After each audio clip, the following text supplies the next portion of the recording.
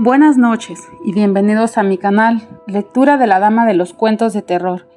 En esta ocasión queremos presentarte algunos datos importantes de la escritora Shirley Jackson, que como hemos venido estudiando un poco acerca de su escritura, pues sería importante que también dejaras más que tus comentarios una opinión acerca de ella, o en todo caso en qué movimiento literario pensarías que su literatura encaja. Esperemos que la lectura que tenemos para esta noche sea de tu agrado, pero antes de comenzar con el relato, queremos hablarte un poco acerca de ella. Y pues nada, solo comenzamos invitándote a que te suscribas al canal y a que dejes tus comentarios y tu like. Como sabemos, Shirley Jackson es una de las narradoras de terror más interesantes de la literatura estadounidense. En ella se han inspirado algunas de las voces que más han calado en la tradición del género, y pues sus obras siguen siendo reeditadas en algunos de los sellos más relevantes de la literatura contemporánea. Como sabemos, esta autora nació el 14 de diciembre de 1916 en un pueblo del estado de Vermont. Vivió ahí hasta su adolescencia, momento en el que decidió mudarse a Nueva York. La extrañeza del nuevo sitio seguramente la marcó tanto que se convirtió en uno de los temas que atravesarían su escritura. De pequeña, Shirley se sentía una niña rara y esto la llevó a desear más la compañía de los libros que la de los niños. Y evidentemente, pues esto provocó un gran descontento en su madre, y esto fue el inicio de una relación muy conflictiva que duraría para siempre entre ambas. No obstante, esta inclinación por los libros y la soledad le permitieron a ella encontrar su verdadera vocación y en el futuro convertirse en una de las escritoras más valiosas de su país.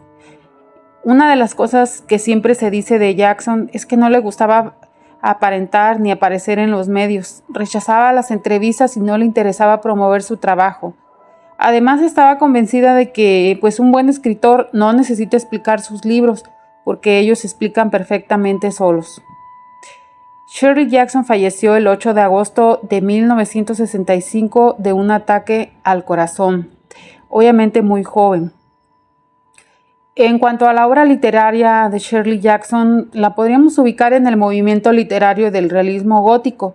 Este movimiento, como sabemos, surgió en el siglo XIX y pues se caracteriza por la exploración de temas oscuros y siniestros en un contexto muy realista, y las obras de Jackson suelen ambientarse en lugares cotidianos, como pueblos pequeños o casas familiares, pero están impregnadas de una aura de terror y misterio. Jackson utiliza una prosa muy sencilla y directa para crear una atmósfera de suspenso y tensión. Sus personajes pues suelen ser personas normales y corrientes, que se ven arrastrados a situaciones sobrenaturales e inexplicables, y esto genera una identificación con el lector, que se siente incómodo y desorientado al igual que los personajes. Algunos ejemplos de obras de Jackson que se pueden clasificar como realismo gótico pues son La Lotería, este relato corto que ya te lo hemos presentado en alguno de los videos, La Maldición de Hill House y La Casa de Muñecas. La obra de Jackson ha tenido una gran influencia en el género del terror, pero pues sus historias también han sido adaptadas al cine, lo cual es fabuloso. En numerosas ocasiones también en la televisión, y estas también siguen siendo leídas y disfrutadas por millones de personas en todo el mundo. Pues con esta pequeña introducción esperamos que más que nada conozcas un poquito más acerca de esta autora fabulosa, y igual si tú tienes algún comentario o algo que puedas aportarnos y que sea positivo para el canal, eres bienvenido o bienvenida y estamos para escucharte. Sin más, pues queremos comenzar con el relato titulado Charles.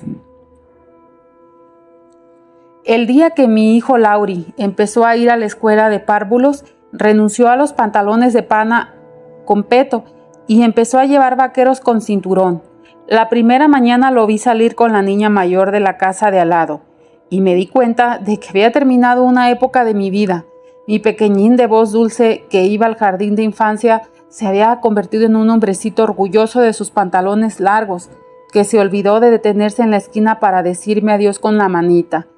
Ese día volví a casa de la misma manera. La puerta principal se abrió de golpe. La gorra rodó por el suelo y la vocecilla estridente gritó de pronto: ¿No hay nadie en casa? Durante el almuerzo le respondió con insolencia a su padre. Derramó la leche de su hermanita y comentó que la maestra les había dicho que no debían usar el nombre de Dios en vano. ¿Qué tal te fue en la escuela?, le pregunté con estudiada despreocupación. Muy bien. ¿Aprendiste algo?, quiso saber su padre. No aprendí nada, declaró Laurie, mirando a su padre con frialdad. ¿Nada?, intervine yo. ¿No aprendiste nada? Pero la maestra le dio unos azotes a un niño, explicó Laurie, hablándole a su pan con mantequilla. Por descarado, añadió con la boca llena. ¿Quién era?, pregunté. ¿Qué hizo? Laurie permaneció pensativo por unos instantes. Se llama Charles. Es un descarado. La maestra le dio un azote y lo castigó de pie en un rincón. Es un niño muy descarado. ¿Pero qué hizo?, volví a preguntar. Pero Laurie se bajó de la silla, agarró una galleta y se marchó sin hacer caso a su padre, que le ordenaba: «Vuelve aquí, jovencito». Al día siguiente, a la hora de comer, Laurie comentó, tan pronto como se hubo sentado a la mesa: «Hoy Charles se volvió a portar mal», y con una sonrisa enorme añadió: «Hoy le pegó a la maestra». «Cielo santo», exclamé, procurando no usar el nombre de Dios en vano. «Supongo que habrá recibido de nuevo unos azotes, ¿no?». «Claro que sí», respondió Laurie. «Mira aquí», le dijo a su padre. «¿Qué?», dijo este, volviendo la vista hacia él. «Mira aquí, mira allá», exclamó Laurie. «Oh, papá, qué tonto eres», y se echó a reír como un loco. «¿Por qué le pegó a la maestra ese Charles?», me apresuré a preguntar. «Porque lo quería hacer pintar con lápices rojos. Charles quería pintar con los verdes y por eso le pegó a la maestra, y ella le dio un azote y dijo que nadie jugara con él, pero todos lo hicieron». El tercer día, el miércoles de la primera semana de escuela, Charles le dio con el columpio en la cabeza a una niña y la hizo sangrar, y la maestra lo castigó a quedarse en la clase durante todo el recreo. El jueves, Charles tuvo que pasarse en el rincón toda la hora de los cuentos porque no dejaba de patalear. El viernes, Charles fue privado de privilegio de borrar el pizarrón porque se dedicó a arrojar gises. El sábado le comenté a mi esposo: «¿No crees que la escuela alteró a Laurie? Está muy alborotado, muy respondón, y ese Charles parece una mala influencia». «No le pasará nada», respondió mi marido, con aire tranquilizador. «En el mundo tiene que haber gente como ese Charles, y da lo mismo que Laurie los conozca ahora o más tarde». El lunes, Laurie volvió a casa tarde, cargado de noticias. Charles empezó a gritar nada más aparecer por la cuesta. Yo lo esperaba inquieta en la escalera de entrada. «Charles», continuó gritando mientras corría cuesta arriba. Charles volvió a portarse mal. «Entra enseguida», dije yo cuando estuvo lo bastante cerca. «Tienes la comida en la mesa». «¿Sabes qué hizo Charles?», preguntó, entrando en casa detrás de mí. Se puso a chillar tan fuerte que enviaron a un niño de primer curso a decirle a la maestra que lo obligara a callarse, y la maestra lo castigó a quedarse después de clase, y todos los demás niños se quedaron a hacerle compañía. «¿Qué hizo entonces?», le pregunté. «Nada, esperar sentado», explicó Laurie, encaramándose a su silla. «Hola, papá, tienes un pelo que parece un cepillo». «Hoy castigaron a Charles a quedarse después de clase», le conté a mi marido, y todos los niños se quedaron a acompañarlo. «¿Qué aspecto tiene ese Charles?», preguntó mi esposo Laurie. «¿Cuál es su apellido?». «Es más alto y fuerte que yo, y no tiene zapatos de goma y nunca lleva chaqueta». El lunes por la noche se celebraba la primera reunión de padres y maestros, y solo me impidió acudir el hecho de que la pequeña estaba resfriada. Ardía en deseos de conocer a la madre de Charles. El martes, Laurie comentó de improviso: «Hoy la maestra recibió una visita en la escuela». «¿La madre de Charles?», preguntó al unísono mi marido y yo. «Nah», respondió Laurie en tono despectivo. «Era un hombre que vino para enseñarnos a hacer unos ejercicios físicos. Nos hizo tocarnos las puntas de los pies con las manos. Miren». Saltó de la silla y se puso en cuclillas y se tocó las puntas de los pies. Así, indicó. Volvió a su sitio en la mesa con aire solemne. Asió el tenedor y añadió: pero Charles no hizo ni un solo ejercicio. Es estupendo que hagan gimnasia, respondí con alegría. ¿Así que Charles no quiso hacer los ejercicios? Nah, repitió Laurie. Fue tan descarado con el amigo de la maestra que no lo dejaron hacer gimnasia con los demás. ¿Descarado? ¿Otra vez? Hasta le dio una patada al amigo de la maestra, informó Laurie.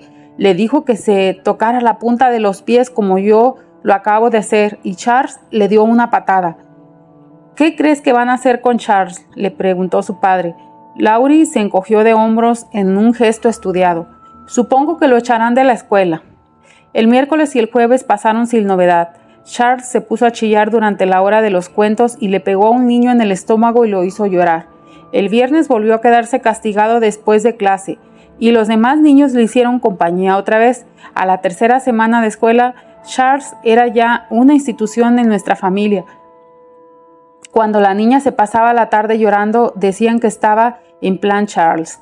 Cuando Laurie llenó de tierra el carrito y lo paseó por toda la cocina, le llamamos Charles. Hasta mi marido, cuando se enganchó el codo con el cable del teléfono y tiró al suelo el teléfono, el cenicero y un jarrón de flores, murmuró, pasado el primer momento: esto parece obra de Charles.